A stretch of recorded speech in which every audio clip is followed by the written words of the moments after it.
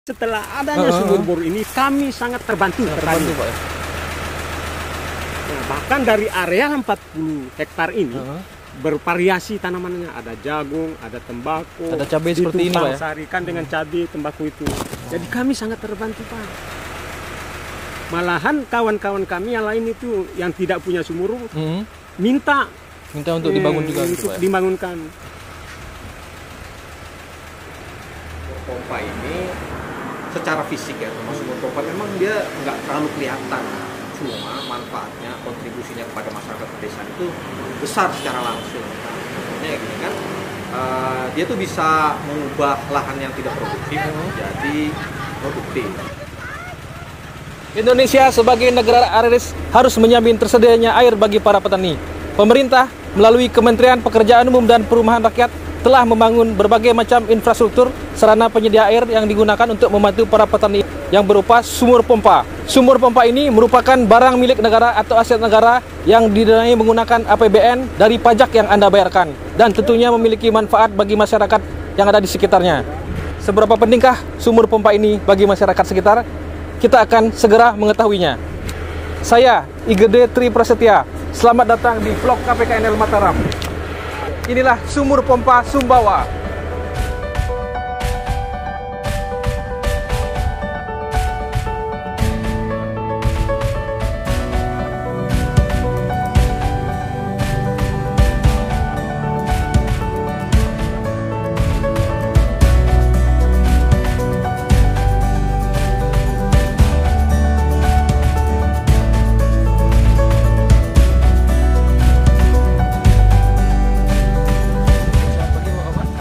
Saya Tri dari KPKNL ini mau bertanya-tanya sedikit Pak terkait dengan sumur pompa yang ada. Dengan Pak siapa Pak? Pak Jurait. Oh, Pak Jurait ya. Salam kenal Pak.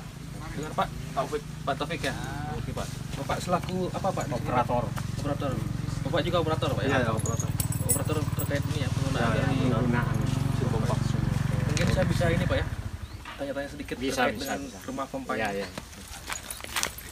Di ini kegiatan Bapak Pak ya? Hari-hari tiap hari buka. Betul. Kan meminta air kan petani, kita mulai panen. Setelah itu kita cek oli dulu sebelum kita nyalakan. Kita cek dulu oli Pak ya. Nah, ini kan oli. Nah, kita tambah misalnya kalau kurang, tapi kalau enggak kurang enggak apa. Ini Pak tombolnya di sini. Ini tombol starter. Kita nyalakan.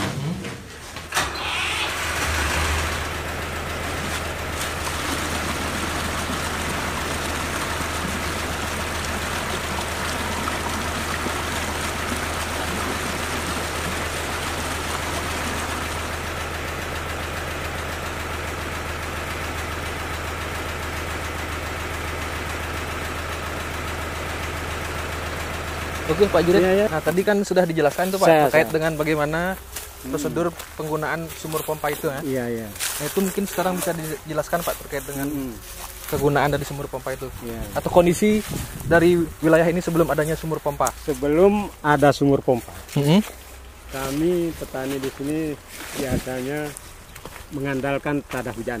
Tada hujan Pak ya. Tada hujan. Jadi kalau kami mau tanam kedua kali musim kemarau pertama istilahnya kan. Ya.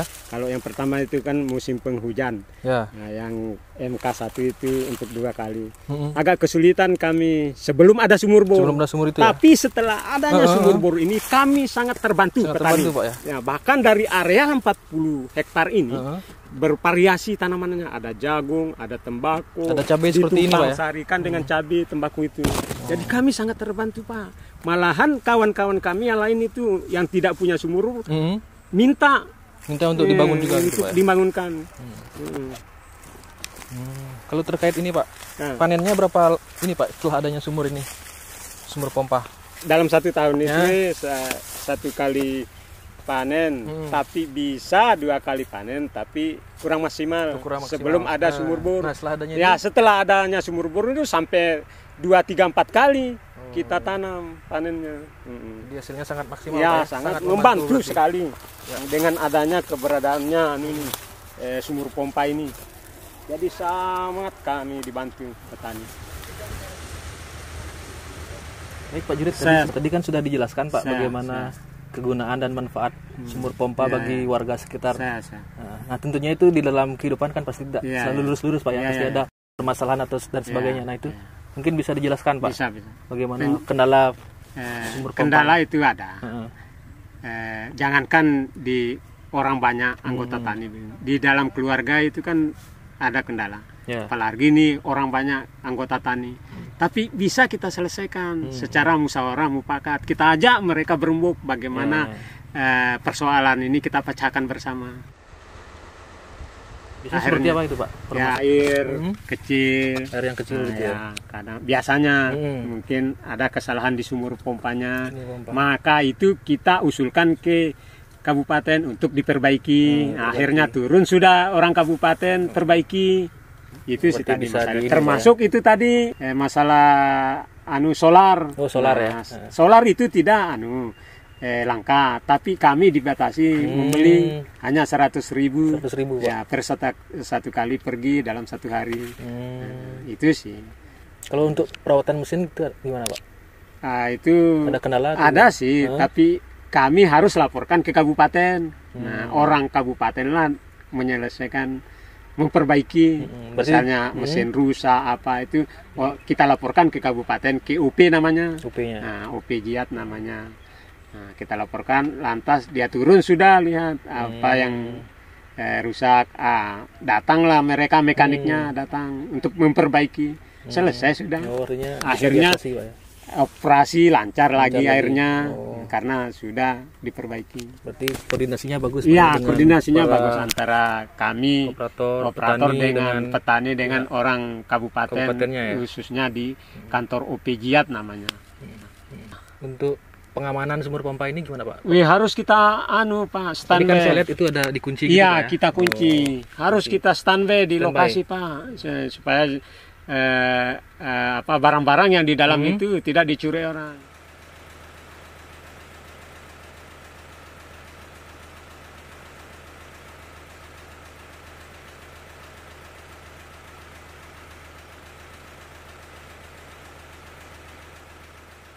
Selamat siang Pak. Dengan Pak siapa Pak? Pak Mursia. Oh Pak Mursia Pak ya. Asalnya dari mana Pak? Dari Lombok. Berarti Bapak sebagai petani di sini Pak ya. Sudah berapa lama Pak? Sudah 30 tahun. 30 tahun. Berarti 30 tahun ini jadi petani terus Pak ya? Petani terus. Kalau jenis tanamannya apa Pak ini? Jenis tanamannya kalau MH1 itu kan padi musim hujan ya. Musim kedua itu tembakau sama cabai. Tembakau sama cabai. Berarti tiap tahun ganti-ganti ini Pak ya? Ganti-ganti. Alasannya milih tanaman itu apa Pak? Apakah karena cuaca atau gimana, cocok di sini atau seperti apa? Kalau di sini tuh yang cocok itu saya rasa kalau di saya tembakau sama cabai. Tembakau sama cabai Pak ya? Ya. Kalau untuk ininya Pak, kondisi sawah ini sebelum adanya sumur pompa seperti apa Pak? Kondisi sawah ini dulu waktu itu kan kering. Kering Pak, kering. Sumber airnya dari mana ya kalau gitu? Sumber airnya itu kita bikin sumur dangkal biasa. Sumur dangkal ya? Terus setelah adanya sumur pompa ini berarti ini ya cukup membantu berarti Pak ya? Cukup membantu, sangat-sangat membantu tadi. Kalau dulu panennya tiap berapa ini Pak ya? Kalau panennya sebelum adanya ini? Panennya 2 kali. 2 kali ya?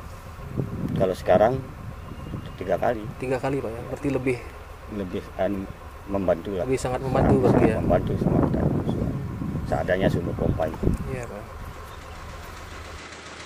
Ya mungkin Pak bisa dijelaskan terkait lahan-lahan atau tanaman yang Bapak tanam di sekitar sawah ini Pak. Ya terkait tanaman yang kita tanam ini kan cuma hanya tembakau aja, yang cabai itu aja. Tembakau dan cabai Pak ya? Tidak ada lain. Luas lahannya berapa Pak? 75 hektar. 75 hektar ya? Are. 75 are? Ya. Untuk seluruhnya ditanam cabai dan tembakau gitu ya? Kalau Bapak sendiri ini Pak ya, sudah berkeluarga? Sudah. Artinya dari hasil-hasil panen sawah ini bisa untuk ini Pak ya?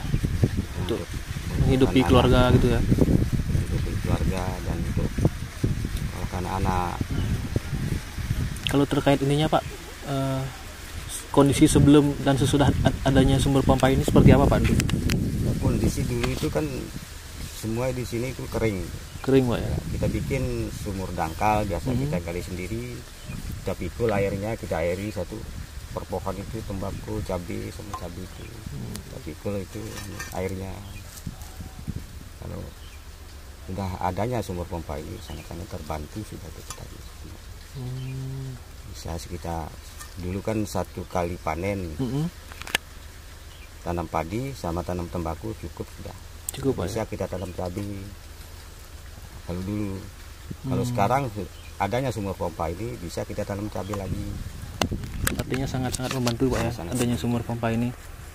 Kalau dari sisi ininya pengamanan lahan seperti apa Pak ini? Apakah pernah ada gangguan atau Tidak ada. nggak ada Pak ya? Tidak ada gangguan.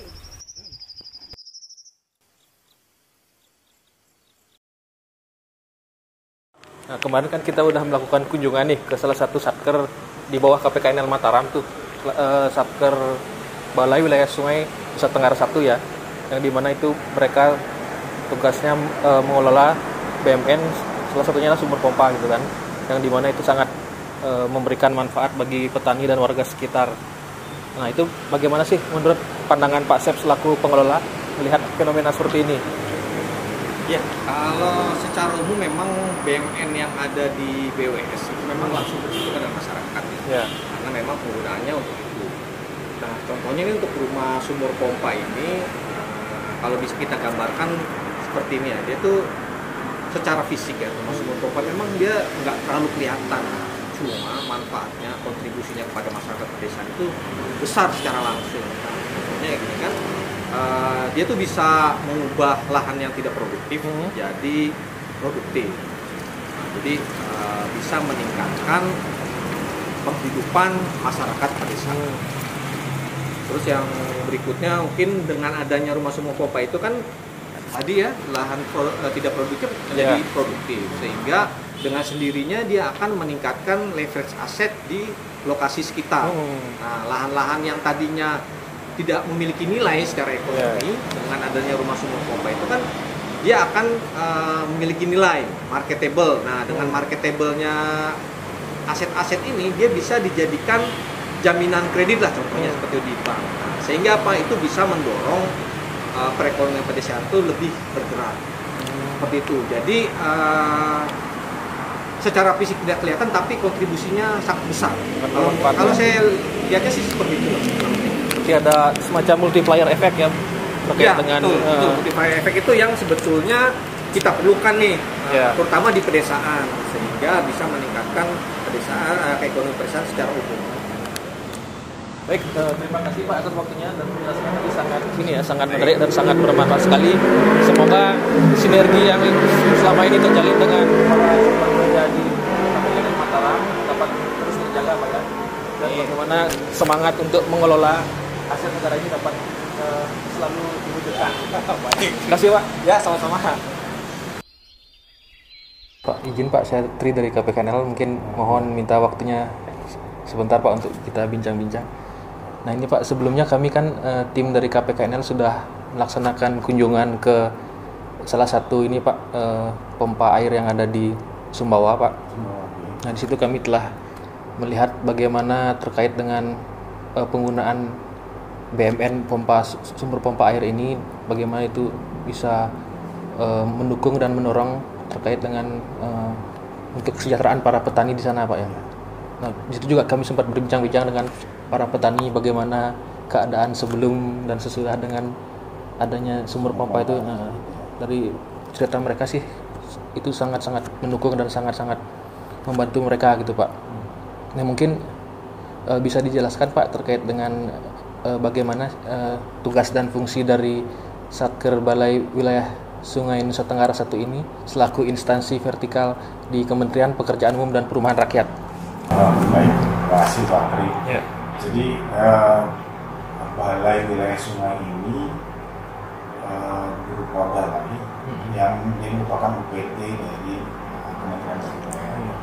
Nah, Kementerian PUPR. Nah, kemudian balai ini membawahi beberapa satker. Jadi ada satker balai, yang kita sebutnya satker balai, dan kemudian saya angkat sebagai satker dan sebagai kepala balainya itu mengurusi yang kaitannya dengan sistem perencanaannya, tingkat kepegawaiannya, seperti satker induknya.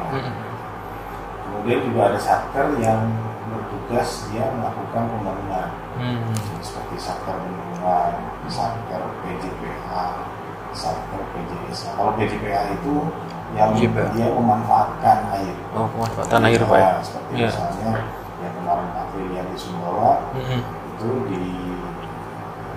melakukan pemumpaan air tanah yang dipakai untuk petani, bisa mereka menanam. Nah itu merupakan satker PJPA. Kemudian ada juga satker PJSA. PJSA itu yang dia menangani sungai-sungai. Khusus sungai Pak. Sungai, kemudian dia ada saluran drainase. Nah itu satker PJSA.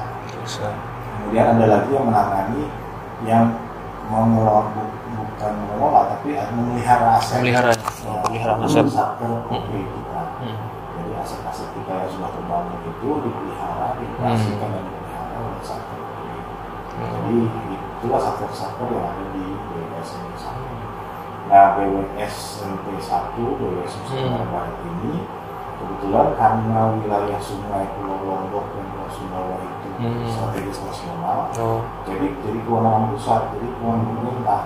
Otomatis karena kewenangan pemerintah, bukan kewenangan pemerintah provinsi atau kabupaten, itu jadi tanggung jawab kita sebagai PT pemerintah pusat di sini.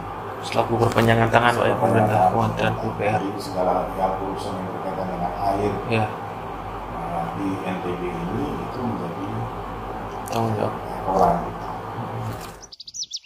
Ya, baik Pak, mungkin tadi sudah dijelaskan bagaimana terkait dengan tusi dari Satker Balai Wilayah Sungai Nusa Tenggara I ini sebagai perpanjangan tangan dari Kementerian PUPR, salah satunya membangun infrastruktur sumur pompa yang dimana ini merupakan salah satu barang milik negara Pak ya. Nah sebelumnya juga saya sudah sempat mewawancarai Kepala Seksi PKN Pak di KPKNL Mataram terkait bagaimana pengelolaan BMN di Balai Wilayah Sungai ini. Nah mulai dari terkait penatausahaan, sertifikasi dan pengelolaan termasuk penghapusan dan sebagainya. Nah mungkin bisa ini Pak minta tanggapan terkait bagaimana selama ini kerjasama yang sudah dijalin dengan KPKNL selaku pengelola barang milik negara. Iya, saya untuk kerjasama yang selama ini kita lakukan dengan KPKNL itu saya appreciate ya. Jadi memang saya lihat teman-teman di KPKNL itu sangat membantu sekali yang kita laksanakan selama ini. Jadi memang kami termasuk yang mempunyai aset dalam jumlah yang cukup banyak. Ya, cukup banyak. Dan kebetulan juga ada yang sudah kategori lampau dan lain sebagainya itu yang sebetulnya cukup memusingkan juga buat teman-teman melaksanakan proses reval itu di lapangan.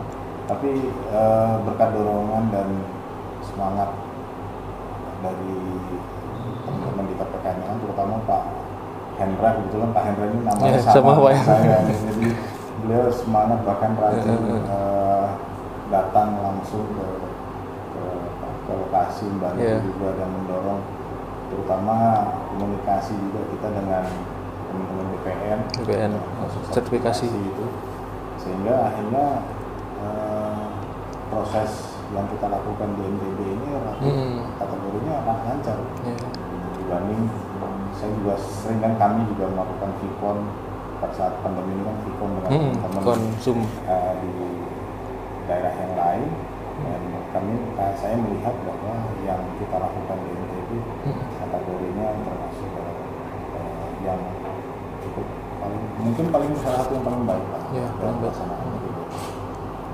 Berarti sinerginya sudah berjalan dengan baik Pak ya. Sinergi dan koordinasi intens terkait dengan pengelolaan BMN. Baik, mungkin demikian Pak sesi wawancara saya kali ini. Semoga kedepannya sinergi dan koordinasi dengan teman-teman KPKNL ini tetap berjalan dengan baik dan semangat kita untuk menjaga pengelolaan aset negara yang dimana kita nanti untuk sebesar-besarnya kemakmuran rakyat bisa kita wujudkan bersama Pak. Terima kasih Pak atas waktunya. Terima kasih.